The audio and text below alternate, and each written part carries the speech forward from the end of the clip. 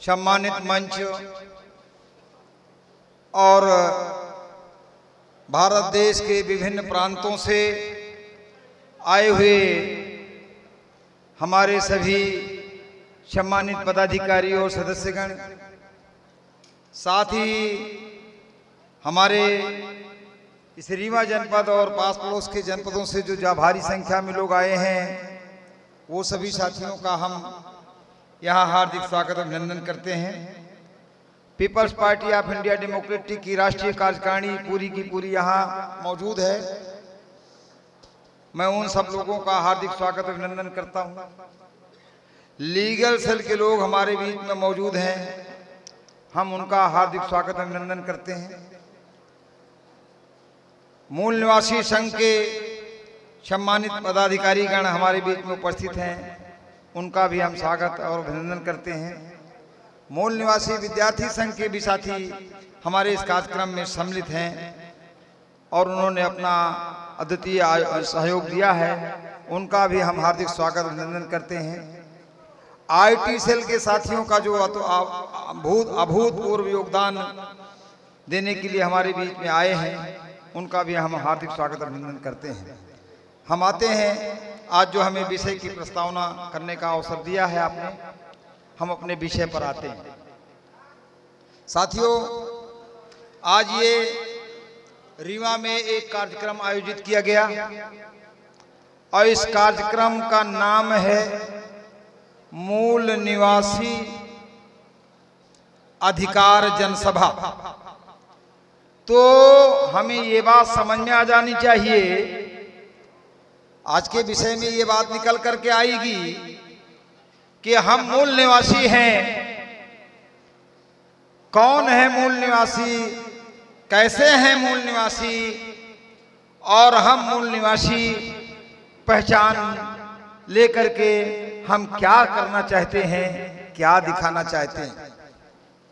हम ये भी आज इसमें चर्चा करेंगे संक्षेप में कि मूल निवासियों को कितना अधिकार मिला है, क्या अधिकार है, और उन अधिकारों का किस प्रकार से हम फायदा उठा पा रहे हैं या कैसे उन अधिकारों का हनन किया जा रहा है, ये भी विषय आज चर्चा में आएगा।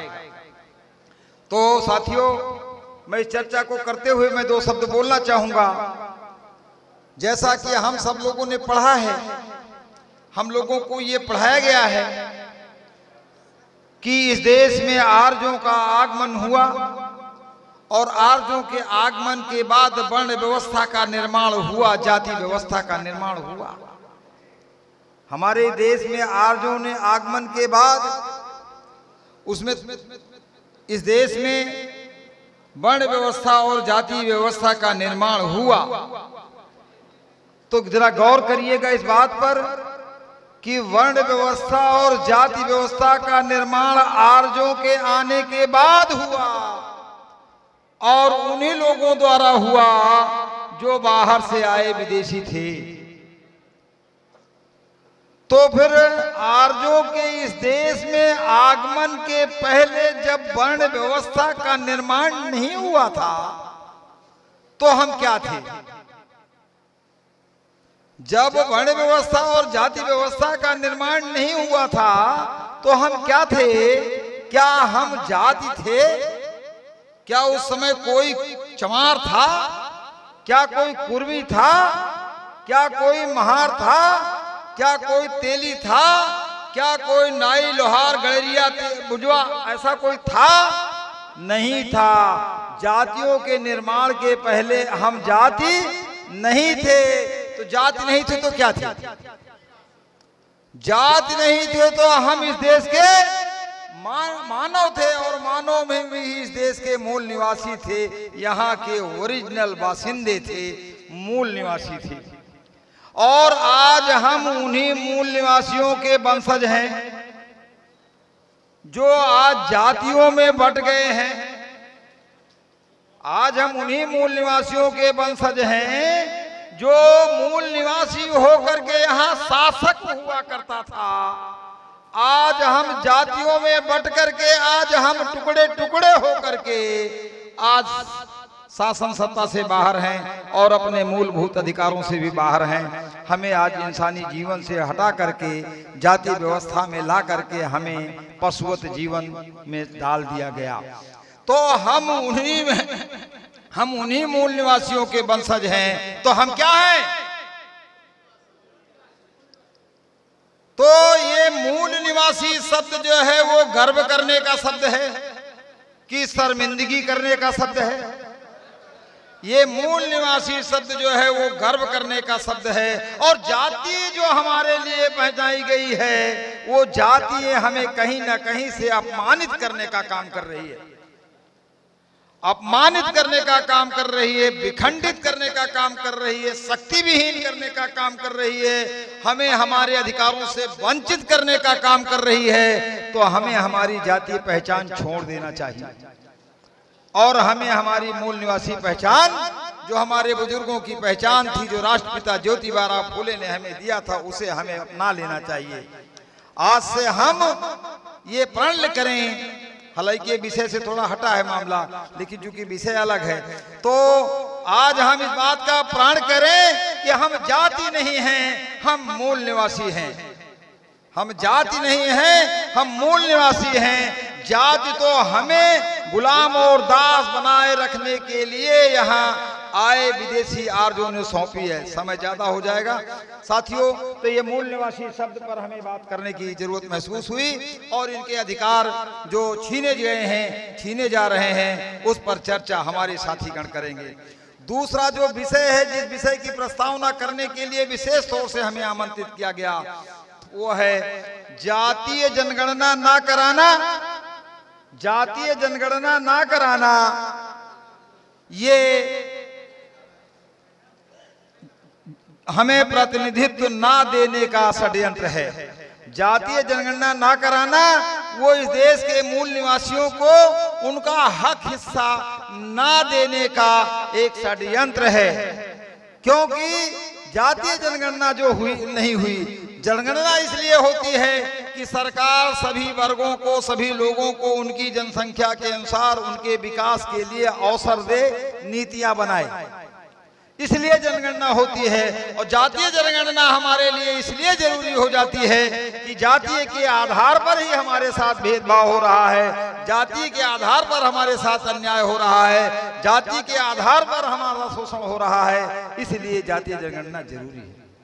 हमने ये महसूस किया है कि भारत का संविधान लागू हुए, भारत का संविधान लागू हुए 72 साल बाद भी अभी एससी एसटी जिनकी जनसंख्या वर्तमान में 30% के पास पहुंच चुक रही है, उनको केवल और केवल केंद्रीय सर्विसों में 11% का भागीदारी मिली है। एससी एसटी समाज को केवल 11% की भागीदारी मिली है। वहीं 1931 की जनगणना के अनुसार जो ओबीसी समाज है, वो ओबीसी समाज वो उसको जो 52% हुआ करता था, जो आज बढ़ करके 60% से पार चला गया है, उसको केवल 6% भागीदारी केंद्रीय सर्विसों में मिली है। बाकी जगह पर तो हमें मिली नहीं है। जो केंद्रीय सर्विसें हैं उसमें केवल ये हमारी जनसंख्या जो ज्यादा है उसको केवल 6% की भागीदारी मिली है। भारतीय संविधान ये कहता है कि समाज के सभी वर्गों को उनकी जनसंख्या के अनुसार सभी क्षेत्रों में हिस्सेदारी मिलनी चाहिए, प्रतिनिधित्व मिलना चाहिए। लेकिन हम आज तक ये प्रतिनिधित्व से वंचित रहे हैं, और वंचित भी इसलिए रहे हैं कि शायद हम लोगों ने अपने अधिकार को समझा नहीं और अपने अधिकारों के लिए संघर्ष नहीं किया। तो साथियों, ये दो विषय हैं, इस विषय पर हमारे वक्तागण, विद्वान वक्तागण अपने अपने ख्यालात रखेंगे और अपने अधिकारों के प्रति आपको आगाह करेंगे। तो इन्हीं शब्दों के साथ मेरा ख्याल है मेरा प्रस्तावना का काम यहीं से संपन्न होता है। साथियों, एक निवेदन के साथ मैं आप लोगों को ये अपनी बात बंद करूंगा। वो बात है कि आपको पूरी बात सुनना है।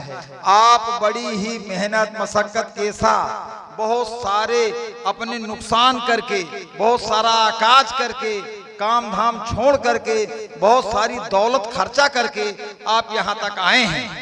आप यहाँ तक आए हैं और यहाँ तक आए किस लिए हैं? इसलिए कि यहाँ जो कार्यक्रम हो रहा है उसे सफल बनाने के लिए आए हैं। और उस कार्यक्रम की बातों को सुन करके न केवल आपको सुनना है, बल्कि इस नजरिए से आपको उसको सुनना है कि यह बात आपको जा करके आपको अपने समाज के लोगों को बताना है, आपके अपने लोगों को जागरूक करना है, बताना है। तो दो नजरिए से, एक तो आपको यहाँ सुनना और समझना है, और दूसरा ये भी देखना है कि आपको ये बात जा करके अपने समाज के लोगों को बताना है।